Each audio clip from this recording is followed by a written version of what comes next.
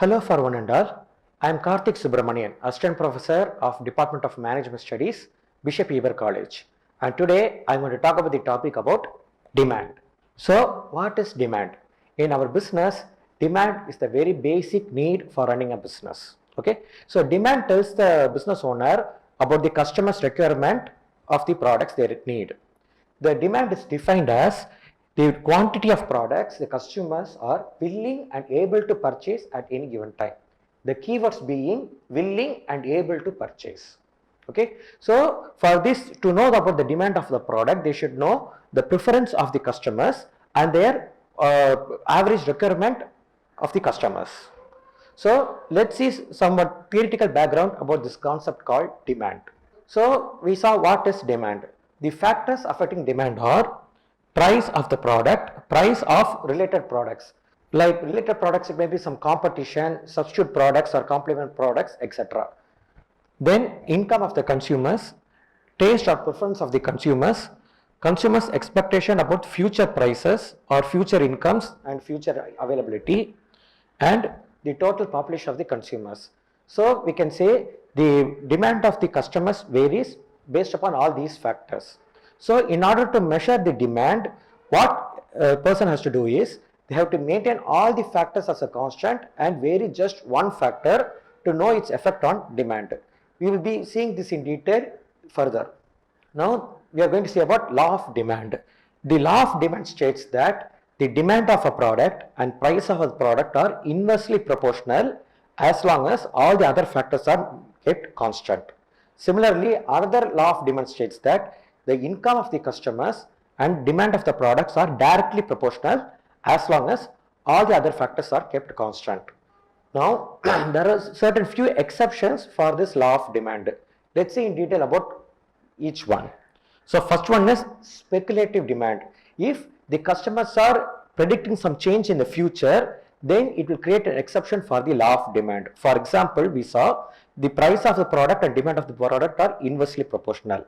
But the people are expecting the price to increase more in the future, means if the price increases, demand also increases. So this causes one example for exception of the law. Second one is status appeal. Here we are seeing the products which is purchased solely for the purpose of appearance, status symbol. So here in this case, the customers prefer that the more expensive the product, the more demand it will have. Then using price as an index of quality. This refers to our perception that high quality demands high price and low price means low quality. Next one is given goods. Given goods is another name for some products of inferior quality, or we can say inferior standard.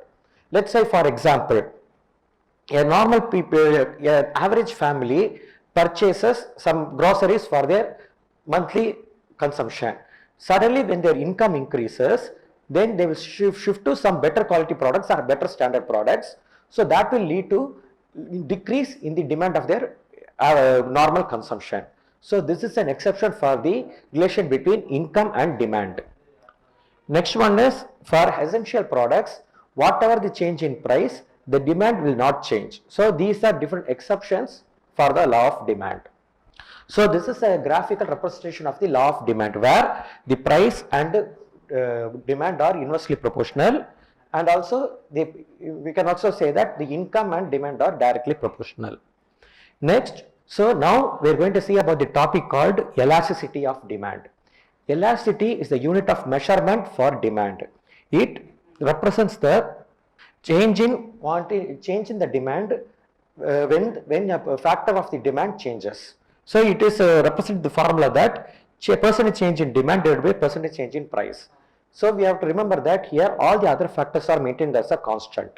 When there is a change in price with all the other factors are maintained as a constant, how much there will be a change in demand? The relation between that is represented as elasticity.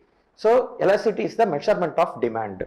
Now there are different types of elasticity: perfectly elastic, perfectly inelastic, relatively elastic, relatively inelastic, and then unitary elasticity. Here the important terms we have to see are elastic and inelastic, perfect and relative. Let's see what they mean. So if you want to see what elastic means, we can say, for example, let's take an example of a rubber band. When you pull the rubber band, it will give you more, you pull it for a long distance with a very little force. So elasticity means for a very less input, the output change in output will be very large. Similarly, inelastic means for a very large amount of input, the change in output will be very small. For example, an iron rod.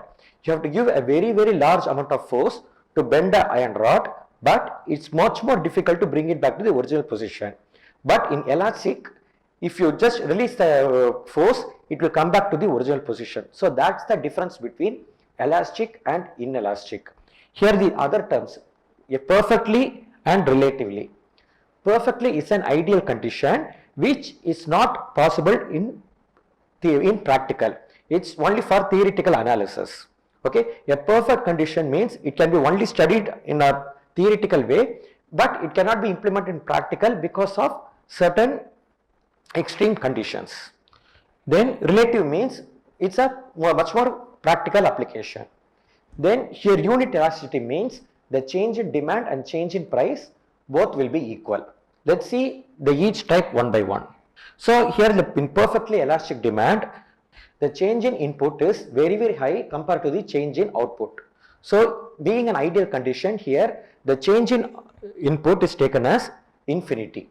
So this is how the perfectly elastic demand is represented. Next, perfectly inelastic demand, here the change in price is very high compared to change in quantity. It is represented as infinity. Then relatively elastic, here the change in quantity is higher than change in price, so the elasticity will be considered as greater than 1.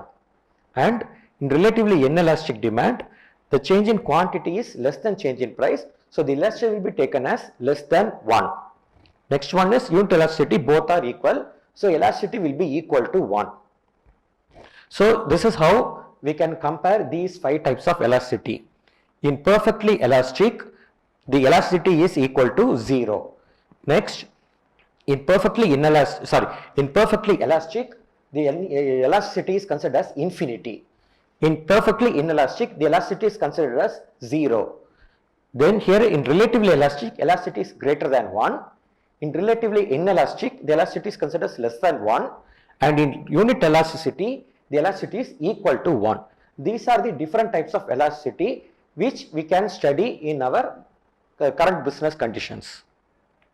So the conclusion about this topic of demand. So based in this presentation, we saw what do you mean by demand, how to measure the demand of a product. In order to measure the demand of the product, you have to know about the price of the product, supply of the product, and market share of the products. Knowledge about these variables gives us an idea about how to calculate the demand of a product. Thank you, one and all.